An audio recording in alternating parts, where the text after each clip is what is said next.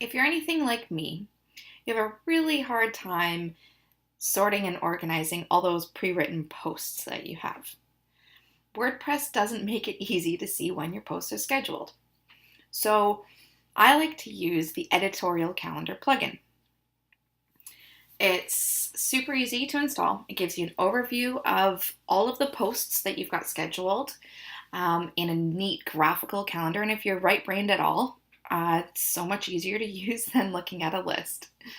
You can drag and drop to move posts and all kinds of fun stuff. So I'm going to start by showing you how to install it. So first, in your WordPress dashboard, you hover over Plugins and you click Add New. And then you search your plugins for Editorial Calendar. Make sure it's this one here that's installed by all these great people. And install now.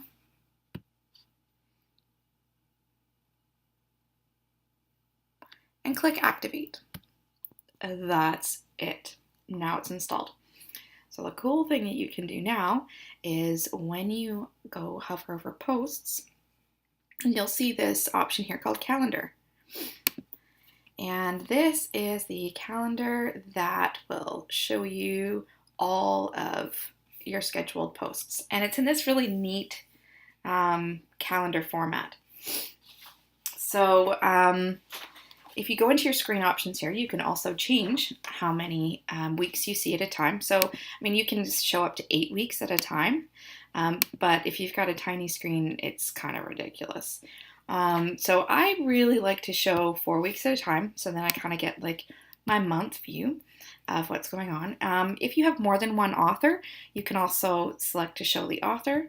I like to show the status and the time of day that it's going to be posted. And you click apply. Now here's the really cool part.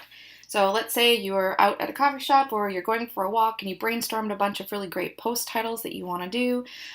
So then you just come in here and you type out all of your post titles or the ideas that you had.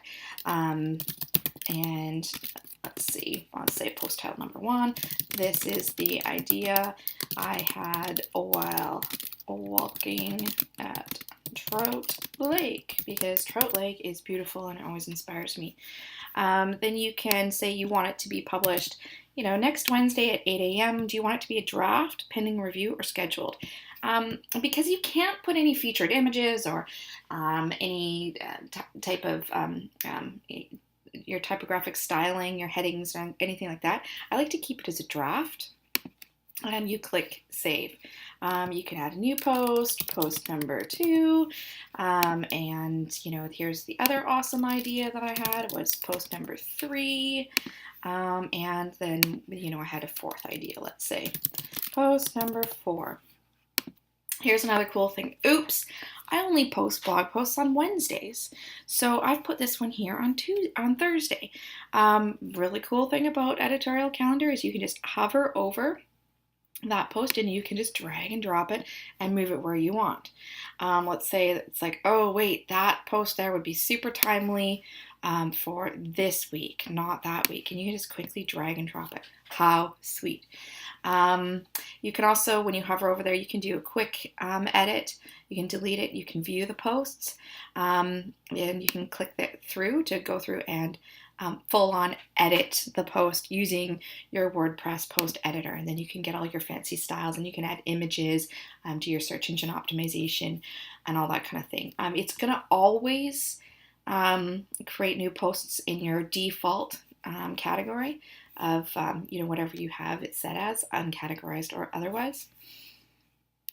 What else is cool about this? You can click here and it'll take you directly to today's posts, and here you can show any unscheduled drafts that you've got, and you can drag and drop those ones into any day on the calendar as well. So that is the Editorial Calendar plugin. I hope that you find it useful.